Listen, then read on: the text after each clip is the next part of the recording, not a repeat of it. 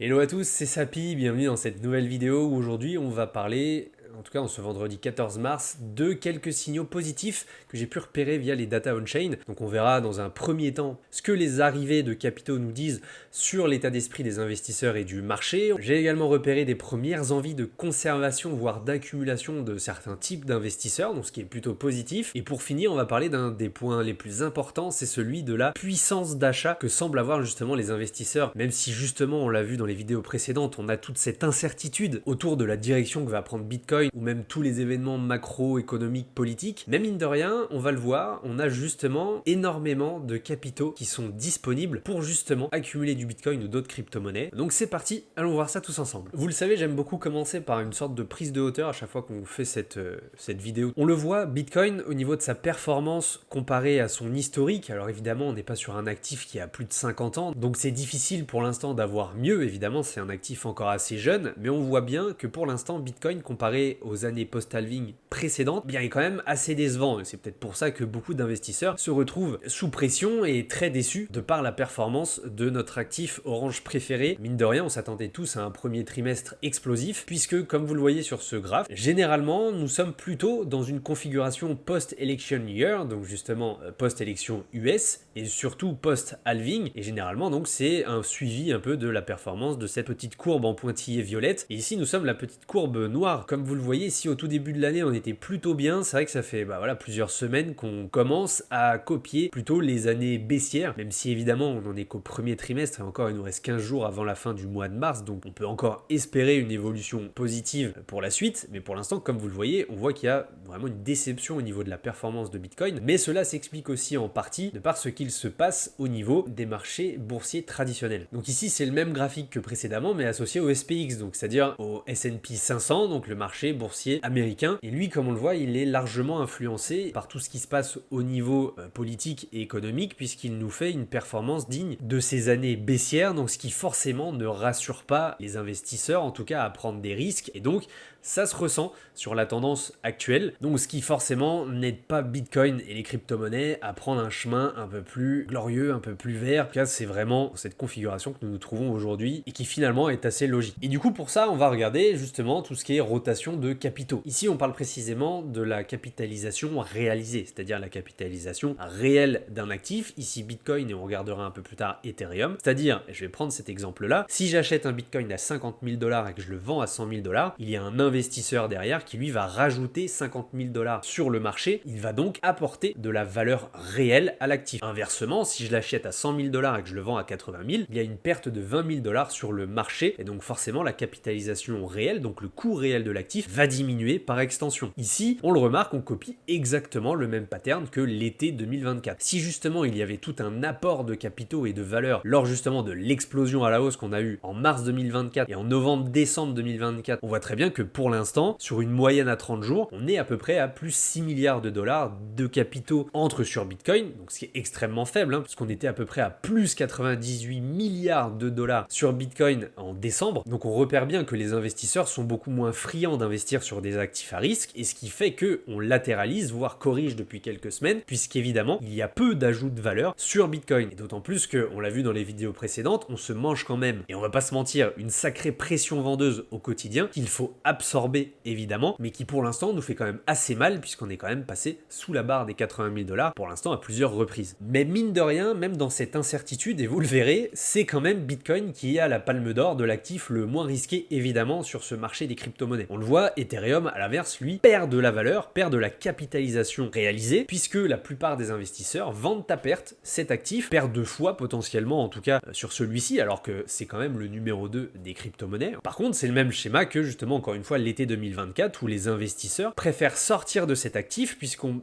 peu confiance dans la direction que va prendre le marché. Ils ne sont pas forcément les plus à même de croire qu'on va aller forcément à la hausse dans les semaines, voire les mois à venir. Donc forcément, ils quittent, en tout cas vendent de l'Ether pour, en tout cas, on le voit, soit réaccumuler du Bitcoin, soit justement le retransformer en stablecoin, puisque lui, de son côté également, on voit sa supply qui augmente. Mais ça, on en parlera un peu plus tard. Et donc, grâce à ce graphique, donc toujours celui des URPD, mais cette fois un peu plus spécifique, on voit que sur les 30 derniers jours, on a plus de 1 million de Bitcoin qui ont été déplacés. Donc soit distribués et accumulé, soit vraiment juste déplacé d'une adresse à une autre. Ils n'ont pas forcément changé de propriétaire. Évidemment, l'analyse on-chain ne permet pas de savoir à qui appartiennent chaque adresse connue, et donc forcément, parfois, c'est difficile de faire la distinction entre des bitcoins qui sont déplacés pour certains investisseurs ou ceux qui sont justement distribués et accumulés. Ici, par contre, c'est extrêmement intéressant de voir pourquoi, et du coup, cette cohérence de perte de confiance dans le marché. Regardez ce qui se passe. En rouge, ce sont tous les bitcoins qui sont distribués, en vert, tous ceux qui sont accumulés. Comme on le voit grâce à cette petite courbe rouge, on voit que plus de 60% des bitcoins qui sont distribués, donc plus de 600 000 bitcoins, si on prend tous ceux qui ont été déplacés ces 30 derniers jours, qui ont été vendus, qui pourtant avaient été accumulés, achetés sur des niveaux de prix supérieurs à 93 000 $. Donc vraiment, tous ceux qui ont accumulé,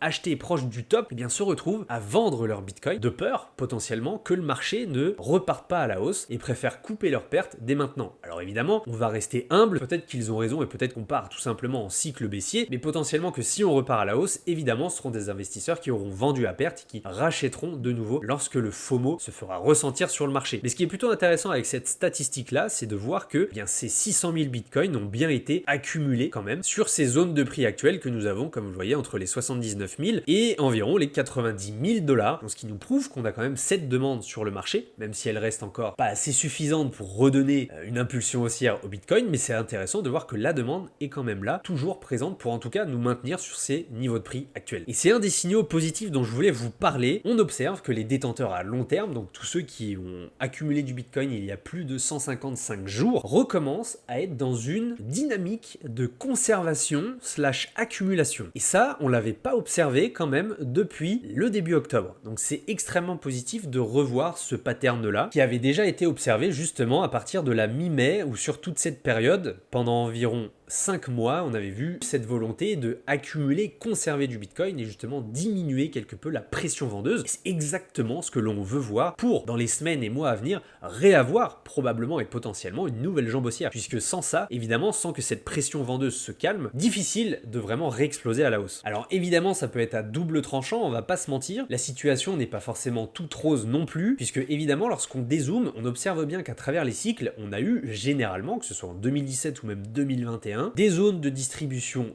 intensive de la part de ces détenteurs à long terme, et généralement elles étaient au nombre de 1, c'est-à-dire qu'une fois qu'ils avaient fini de distribuer, on arrêtait le cycle haussier et on partait en retournement de tendance cycle baissier. Et là on observe que sur ce cycle, c'est assez unique en son genre, puisque ça fait quand même 2 fois que les investisseurs à long terme se délestent massivement de leur Bitcoin, donc forcément ça c'est un des points qu'il faut surveiller, puisqu'évidemment les investisseurs ne sont pas infinis sur le marché, leur argent non plus, mais en tout cas on observe des premiers signaux d'accumulation-conservation qui pour moi sont extrêmement positifs, puisque c'est exactement ce que l'on veut voir, le même schéma que ce qui s'était produit lors de l'été 2024. Maintenant, tout à l'heure, je vous ai parlé d'une puissance de feu, une puissance d'achat exceptionnelle qui pourrait nous permettre justement d'envisager la suite avec un peu plus d'optimisme. C'est bien sûr l'arrivée du nombre de stablecoins sur le marché. Comme on le voit ici en rouge, on atteint de jour en jour de nouveaux ATH sur le nombre de stablecoins disponibles sur le marché. On va parler ici de potentiel pouvoir d'achat de la part des investisseurs, puisque dès que le moment sera propice, ils vont le réinvestir sur le marché. C'est exactement ce que l'on souhaite voir pour justement porter le prix du Bitcoin à la hausse. Et d'ailleurs, ça se voit avec un indicateur particulier qui s'appelle le Stablecoin Supply Ratio Oscillator, qui lui nous montre si justement on est plus dans une dynamique où les investisseurs ont dans leur poche beaucoup plus de Bitcoin ou beaucoup plus de stablecoin à disposition. Évidemment, quand ils ont trop de Bitcoin dans leur poche, comme ça arrive généralement lors des sommets, on voit le ratio qui est extrêmement élevé, c'est-à-dire que probablement qu'au bout d'un moment, il y aura un arbitrage, que ces investisseurs-là voudront vendre du Bitcoin pour équilibrer leur poche et donc prendre des profits, ce qui est logique. Ici, justement, on se retrouve dans cette dynamique où pour l'instant, regardez, le ratio passe en négatif, on commence à avoir plus de stablecoin dans nos poches que de Bitcoin. Donc le moment venu, on aura une puissance d'achat qui sera quand même à disposition des investisseurs et qui permettront de pousser le prix à la hausse, comme justement on l'a vu lors de l'été 2024 et qui avait permis de déployer ce cash disponible et donc d'aider forcément le rallye haussier à aller d'autant plus haut. Alors évidemment, qu'est-ce qu'on en retient? Eh bien on voit qu'il y a quand même plusieurs signaux positifs qui commencent à se manifester, même si comme on l'a vu, il faudra évidemment monitorer tout ça, surveiller tout ça, puisqu'il n'y a encore rien de fait, évidemment, on n'est pas du tout sorti de l'auberge, même si voir que les investisseurs aguerris commencent à être dans cette nouvelle configuration de conservation-accumulation, c'est extrêmement pertinent, et puis en plus, conjugué forcément à cette puissance d'achat